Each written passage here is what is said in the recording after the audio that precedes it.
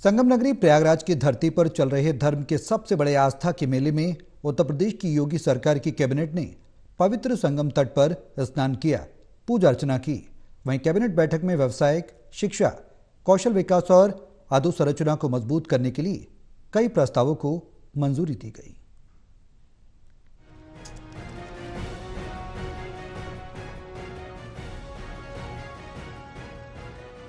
प्रयागराज में महाकुंभ नगर अरेल स्थित बने त्रिवेणी के संकुल सभागार में मुख्यमंत्री योगी आदित्यनाथ की अध्यक्षता में आयोजित मंत्रिपरिषद की बैठक में प्रदेश के कई विकास कार्यों को नई दिशा देने वाले कई महत्वपूर्ण और ऐतिहासिक फैसले लिए गए। बैठक में व्यवसायिक, शिक्षा, कौशल विकास और अधोसंरचना को मजबूत करने के लिए कई प्रस्तावों को मंजूरी दी गई।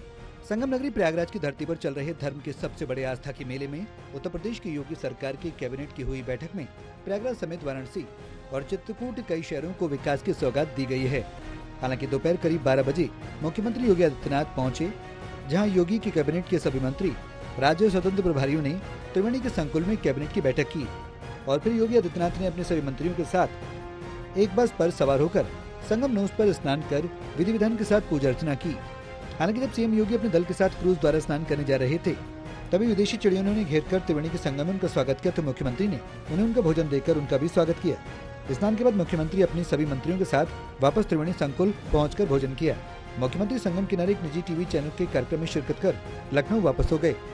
वहीं इस मौके पर कैबिनेट की बैठक में हुए निर्णय को मीडिया से साझा किया गया।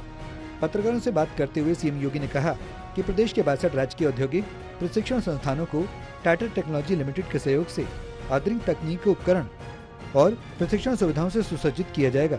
इसके अतिरिक्त 5 centre for innovation, invention, incubation and training स्थापित की जाएंगी, जो युवाओं को इनोवेशन और आधुनिक तकनीक कौशल से जोड़ने का काम करेंगे।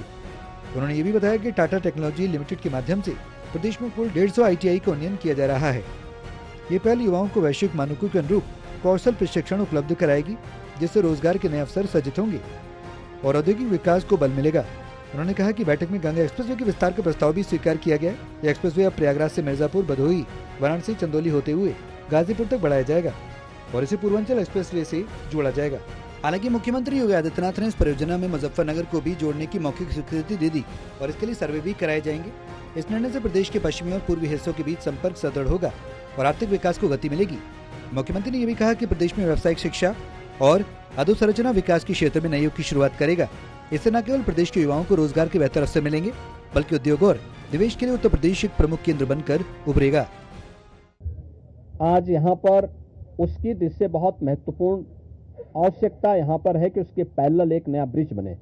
तो सिग्नेचर ब्रिज के पैरेलल यमुना जी में भी एक नए ब्रिज को हम अपनी सहमति, कैबिनेट ने अपनी सहमति दी है कि हाँ, शास्त्री ब्रिज के पैरेलल तो हम उसके साथ कर ही रहे हैं और इसको भी हम उसके साथ जोड़ेंगे। तो ये महत्वपूर्ण घोषणाएं प्रयागराज के इंफ्रास्ट्रक्चर, यहाँ के सस्टेनेबल डेवलपमेंट की दृष्टि से, डेवलपमेंट और रोजगार की दृष्टि से और आने वाले समय में यहाँ के नागरिकों के जीवन स्तर को और बेहतर बनाने की दिशा में जो आदरणीय प्रधानमंत्री जी की प्रेरणा है, उसको आगे बढ़ाने के लिए ये कुछ घोषणाएं आज यहाँ पर कैबिनेट ने जिस पे चर्चा की है।